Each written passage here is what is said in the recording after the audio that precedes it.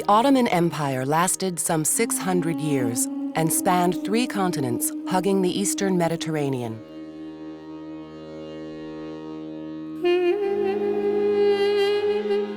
But it was not only their military campaigns that made the Ottomans a force to be reckoned with for centuries.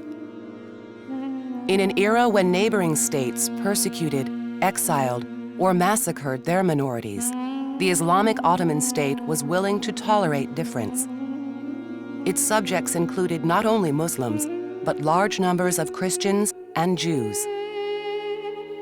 The Ottoman Empire, for better or for worse, without idealizing its nature or its benevolence, found a way to rule over an almost impossible array of religions, ethnicities, languages, and so forth, more or less peacefully without exploding for, say, 4 or 5 centuries.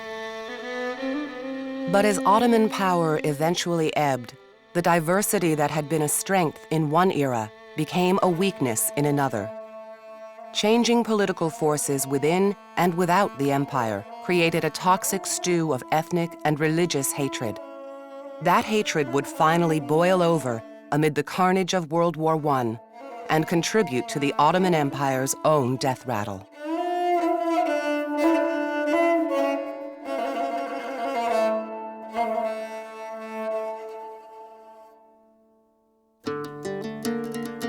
In the beginning, the Ottomans were just one of many nomadic warrior tribes sweeping across the plains of what is now central Turkey. In the late 1200s, it had long been territory of the Byzantine Empire, the successor to Imperial Rome.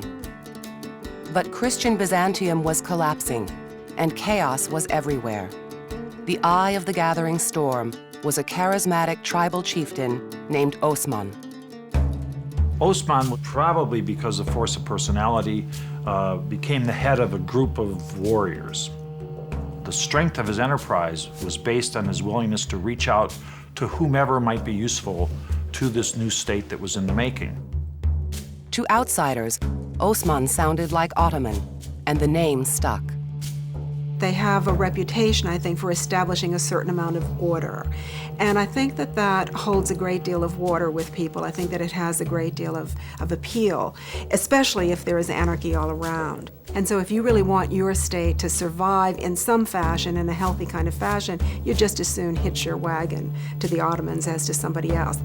From the outset, they adopted an Islamic ideology and said that they were a Muslim state. But I don't see them as essentially an Islamic state. I see them as a dynastic state seeking to expand for its own purposes and willing to use religion. I'm being a little cynical here, but willing to use religion as a tool. So that sometimes it would appeal to people on the basis of Islam, other times it would appeal to them on the basis of, let's say, crass financial advantage. Vital allies during the Ottomans' early frontier decades included Byzantine and Serbian Christians. Together, they began conquering their way to an empire. War is what men did. War is the normal state of affairs in the pre-modern period, certainly in the early modern period, throughout Europe, throughout Asia, in fact. So the Ottomans are no different in that regard. The Ottoman role is that in lots of ways they're a lot more successful than everybody else. Location played a role in early Ottoman success. They straddled important trade routes. Willingness to set up vassal states that paid tribute also helped. But probably most important was their early leadership structure, which rewarded the most capable and battle-seasoned. The Ottomans would eventually control the Middle East, much of northern Africa, and southeastern Europe. One of their first and longest-lasting conquests was a mountainous corner of Europe where large numbers of Christians lived. The Ottomans called their new territory the Balkans, which meant forested mountains.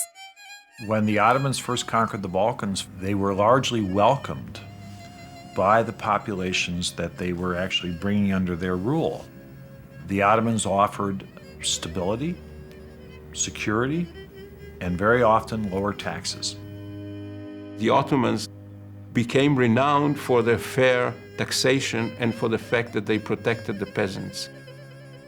There is in Ottoman political philosophy something called the circle of equity, which places a lot of importance to the well-being of the peasants as the foundation of the economy and the fiscal system. Most subjects were actually better off under the Ottomans than they had been under their previous rulers. Now, what was different in the situation is that the Ottomans are Muslims and the previous rulers were largely Christian. Since the Crusades, and even earlier, Muslims and Christians had fought ferociously over faith and territory. But the Ottomans, instead of mowing down their new Christian subjects, largely let them be.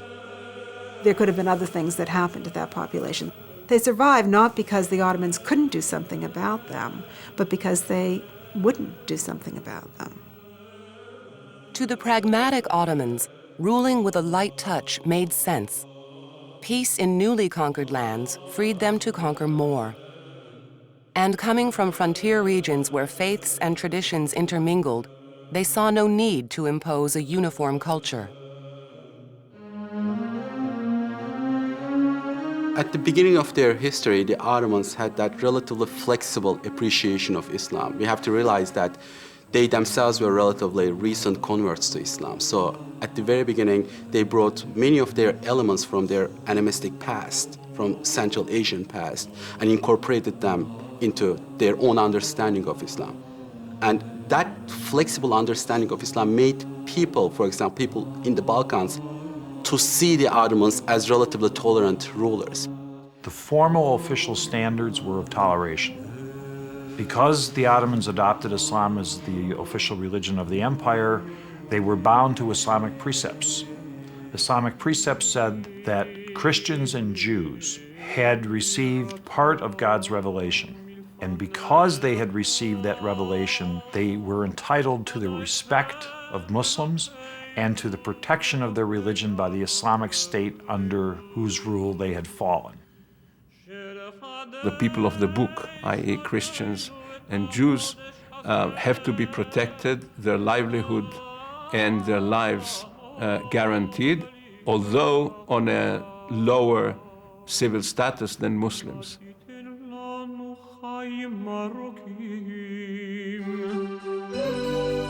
Islam forbade forcible conversion of Christians or Jews, but the Ottomans were willing to bend the rules in some cases if it meant strengthening their dynasty. To fill government positions without relying on power-hungry aristocrats, for about 3 centuries, they practiced a policy in the Balkans they called devshirme, the gathering. They really weren't supposed to go into these villages and select Christian boys on the basis of strength and intelligence and take them off to the imperial capital for training. They really weren't supposed to do that. But the brilliance of the system was that it did allow them to tap into a population pool. So compared to a European system at the time, where you had to be from aristocratic blood to become an aristocrat, to become a leader, the Ottoman system was far more flexible and was really quite remarkable in its dynamism and its willingness to open up recruitment channels in military and bureaucratic service to anybody. It's not enormous numbers, but of course to the families who are having this happen, it's pretty enormous, right? I mean, it depends on what side you're standing as to how you view this. But the families themselves have very mixed reactions to it. So many of these young men, in fact, although they have a completely Muslim kind of identity by the time they rise in the Ottoman hierarchy, they don't really forget the fact that they are from such and such a place in Serbia, such and such a place in Croatia, such and such a place in Bosnia. There are many examples of these now great men of the empire building all kinds of wonderful charitable institutions in their hometowns and villages. Sometimes orphanages, soup kitchens, and mosques, but in some cases even churches. Churches for their home Christian communities by men who in fact had been converted to Islam. For the Ottomans, ethnic identity and family background didn't matter. What mattered was being Muslim, speaking Turkish, devotion to the empire, and ability. The smartest devshirme recruits could and did rise to the pinnacle of power: Grand Vizier, the number 2 man after the Sultan. And the strongest recruits formed the core unit of the mighty Ottoman army, the Janissary. Modern Europe's first standing army, their record of early victories sent shivers of fear and admiration down the spines of enemy forces. For a long time, they were the elite unit of the Ottoman army, loyal to the Sultan directly and to him only and mainly. With time, because history doesn't know finality, they became like a corporate guild or corporate body with their own interests. Ultimately, the Ottomans would eliminate both Devshirme and the Janissaries, their usefulness gone. But during the empire's first few centuries, the Sultan and his soldiers were on a roll, together. And the proof came in 1453 at Istanbul, known then as Constantinople, the largest city in the Middle East or Europe. Constantinople was the second Rome. It was the city of the Caesars. It had been built by the Roman Empire, and it had been under Byzantine domination for literally more than 1,000 years. The conquest of Constantinople in 1453 by the Ottomans truly transformed the Ottoman state. It changed it, transformed it from a powerful, dynamic political system into a world empire. There's no question about it. Most people did think that if Constantinople becomes Muslim, then can the whole world be far behind? So it's an enormous kind of conquest that resonates throughout the Muslim world and certainly resonates in a fearsome kind of way in Europe. At that time, Europe was a collection of fragmented, warring states with weak armies and often weaker rulers.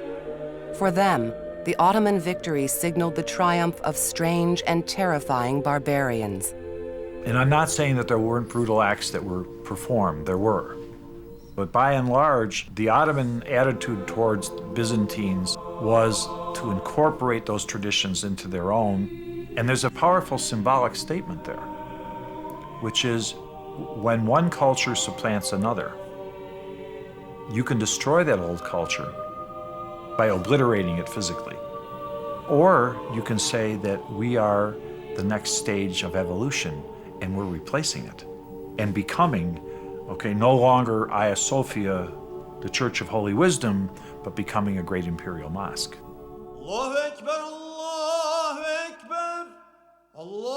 Ottoman flexibility extended beyond conquered populations to outsiders as well. Some 40 years after making Constantinople their capital, they opened the city's gates to a flood of refugees. By the 1490s, Catholic Spain and Portugal had finally driven out their longtime North African Muslim rulers. Victorious Catholics forcibly converted many Muslims and Jews and expelled the rest. Sultan Bayezid II welcomed the refugees with open arms. Most of the victims of the Reconquista in Spain, the Jews and the Muslims, end up in the Ottoman Empire. The people who act as mediators in this to the Sultan are the local Jews who are already resident in the Ottoman Empire and who say, these are a good population to have. And the Ottomans made the usual pragmatic calculation that they used to do on many occasions, which is, can we practically profit and benefit from something or not? If we can, why not do it? 15th century Ottoman openness toward minorities stood in stark contrast to the massacres and expulsions of Western Europe.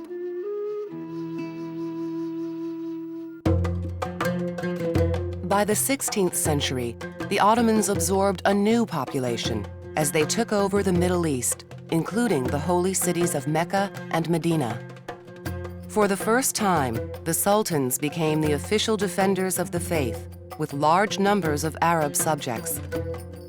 By the end of the century, under the reign of Suleiman the Magnificent, the Ottoman Empire reached its territorial apex, stretching from the gates of Vienna down through the Balkans, along the eastern Mediterranean, and across North Africa from Egypt to Algiers.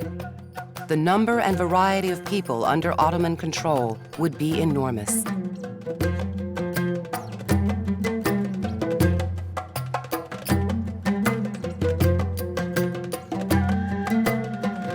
The empire turned away from conquest of new lands to focus on governing what it had.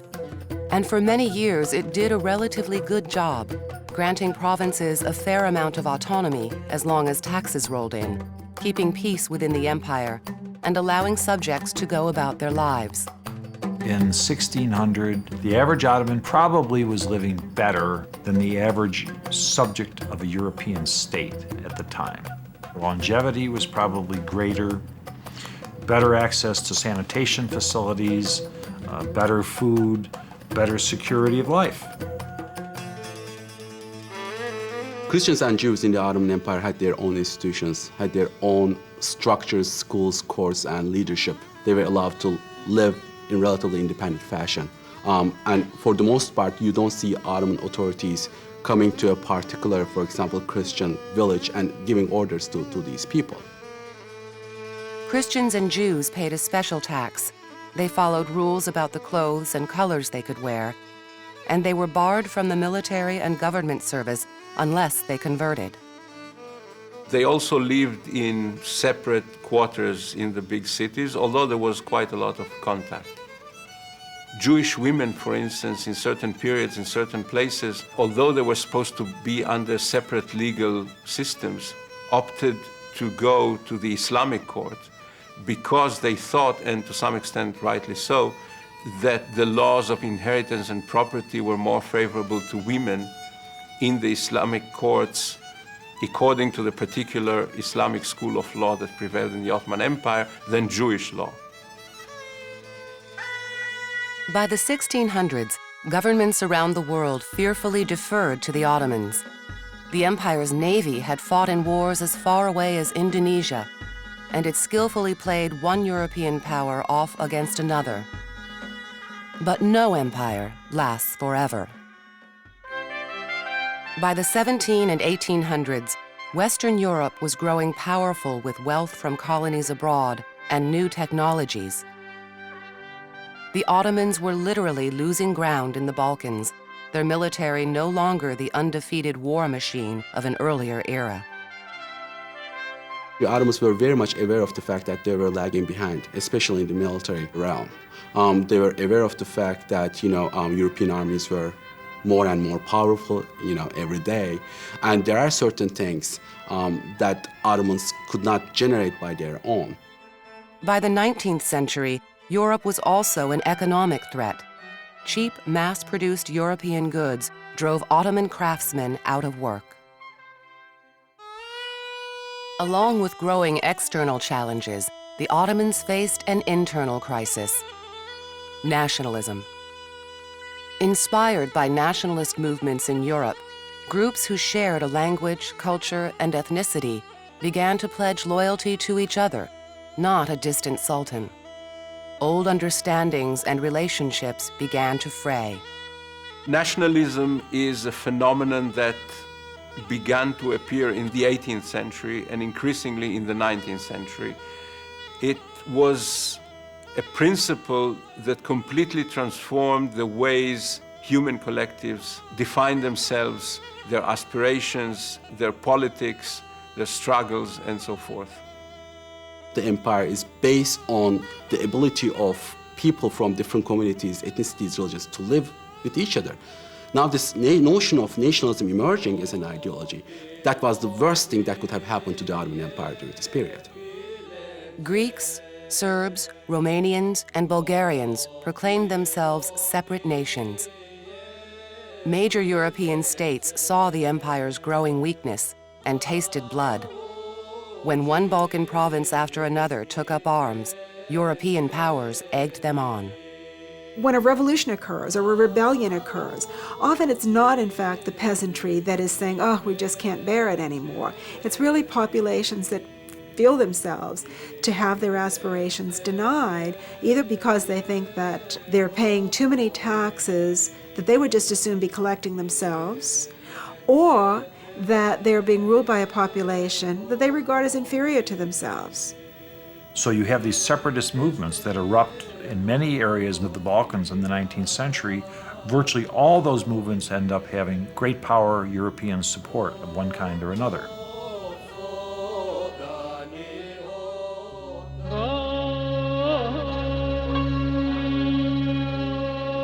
Suddenly unwelcome in the new breakaway states, Muslims began flooding into Constantinople and further south.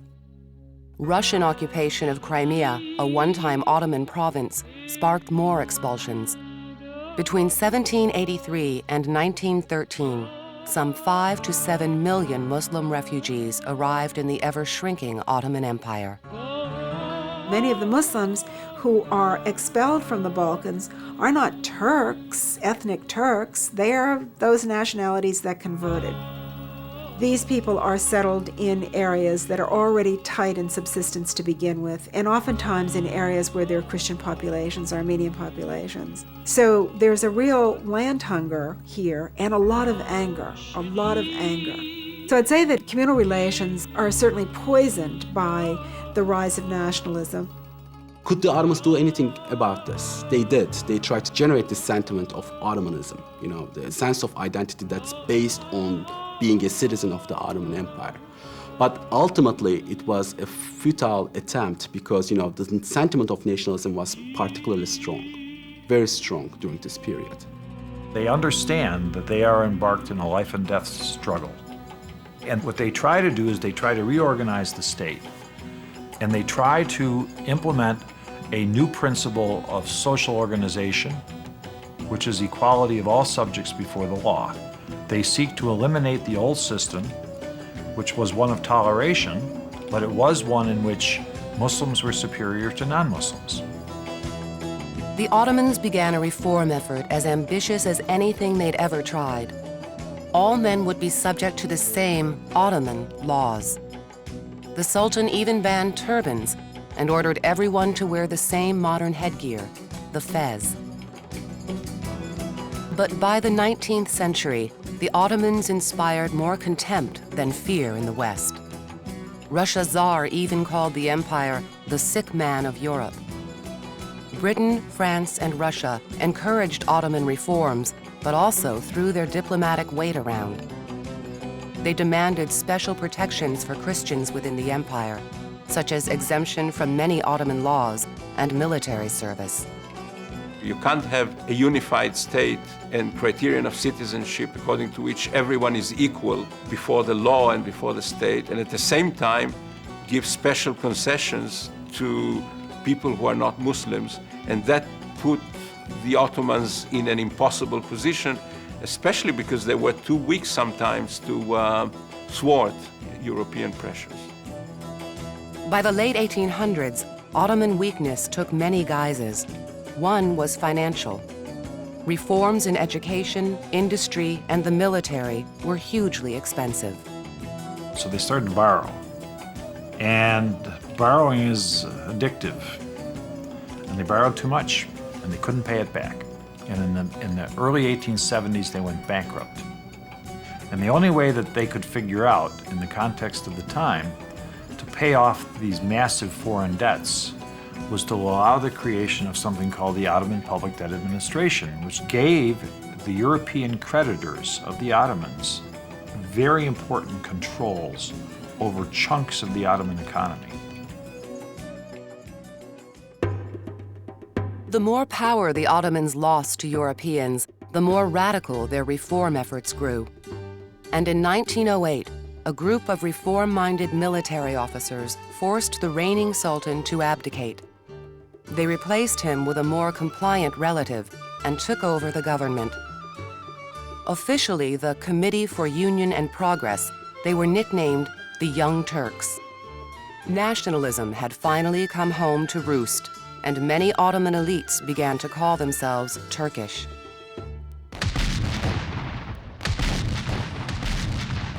In 1914, World War I seemed to offer the Young Turk government one last chance to salvage what was left of the empire. As World War I started to erupt, it quickly became clear that all the European powers were involved. All of them. And the question is, what would the Ottomans do? And it was clear to the Ottoman leadership that they couldn't stay neutral, no matter what. Because if they stayed neutral, whoever won would carve them up. So they had to go in on one side or the other. But Britain, a possible ally, preferred an alliance with Russia, the Ottomans' archenemy. So the Ottomans turned to Germany. Germany was a hope for most Ottomans because, if Germans and the Ottomans were successful, they would have reversed this tendency of imperialism at the same time. They could be victorious once again. They could take revenge for all the wrongs that had been done to them. So in a sense, it was very attractive at the time. But the war proved devastating. Death on the battlefront, widespread civilian starvation, and disease wiped out 1/5 of the population. Amid the chaos of war, one group in particular suffered immensely. When Russia encouraged Armenian nationalists near its border to push for freedom, the Young Turk government announced it would march Armenian civilians to what it said was safety. Instead, the march turned into something much darker. Were Armenian civilians, innocents, basically, slaughtered, killed in great numbers, unlawfully, even by the definition of the people doing the killing? Yes. I consider the test of a government to be not the easy case of whether it protects its well-placed citizens, but the hard case of whether it protects its population in the field. Two main things should be borne in mind when one talks about the genocide of the Armenians in the First World War. One is not to be apologetic and not to try to find words or ways of describing it that are anything but what it was, which is a genocide, in which huge numbers of people were killed in one way or another because they belonged to a certain group. All this can be explained in order to understand the historical context, but to explain something rationally is one thing, to justify it morally is quite another.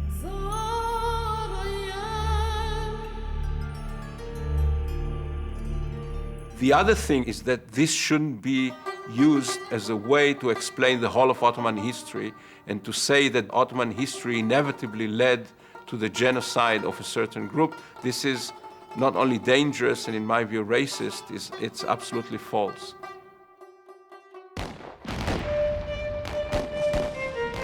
It was 1915, and World War raged on. While millions were dying in trenches and towns, Britain, France, and Russia secretly plotted to carve up the Ottoman Empire if they won. The Constantinople Agreement was the first of several secret agreements they made during the war.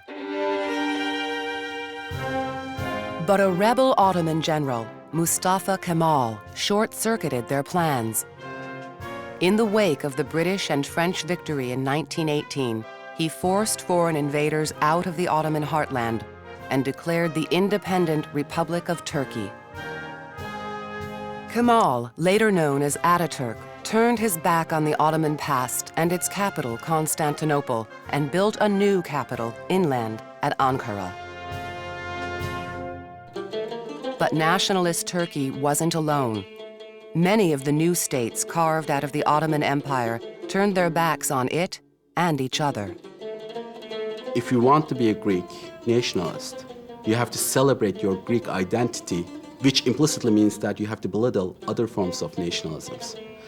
That process itself is, creating a nation state is bloody in itself, because if you define a region, for example, a Bulgarian or Turkish state, you have to make that territory Bulgarian and Turkish. That involves getting rid of other minorities from that territory, which is exactly what happened in Turkey, in Greece, in Bulgaria. And so, in order to justify their existence, in fact, successor states have to say that what we are is much better than what we have replaced. But more than successor states were involved. Britain and France took over the Middle East after World War I, and Soviet communism took over most of the Balkans after World War II. While restructuring the societies under their control, these 20th century occupiers did what they could to erase the Ottoman legacy. The demonization that's taken place in the post-Ottoman period has made it really difficult for people living in these various successor states to look beyond these terrible artificial divisions that have been created among them, to look back to the common Ottoman past and say, what do we have in common? How are we similar? I think the most important thing to know about the Ottoman Empire is that it was an example in human history of a huge variety of ethnicities, religions, languages, and so forth, in a way that was more pragmatic and practical than ideological, and made it work. Because if people who were born as Christian Serbs, for instance, could become loyal servants of the Ottoman Empire who identified their fortune with it, then I think this is a testimony that human identity is not a constant, but a product of changing historical circumstances. It's often said that the hatreds of this post-Ottoman world are ancient hatreds. I would say that the differences are ancient differences, but the hatreds are new hatreds. The hatreds are clearly manufactured in the 19th and 20th centuries and perpetuated by contemporary political concerns. Nothing is permanent in that sense. The things that seem to us as permanent, like Arab-Israeli conflict, is a recent phenomenon. So there is hope for things to change. And looking at Ottoman history makes us realize that even the Ottoman Empire changed so radically in a relatively short period of time. So the things that seem insurmountable to us would probably change in the future.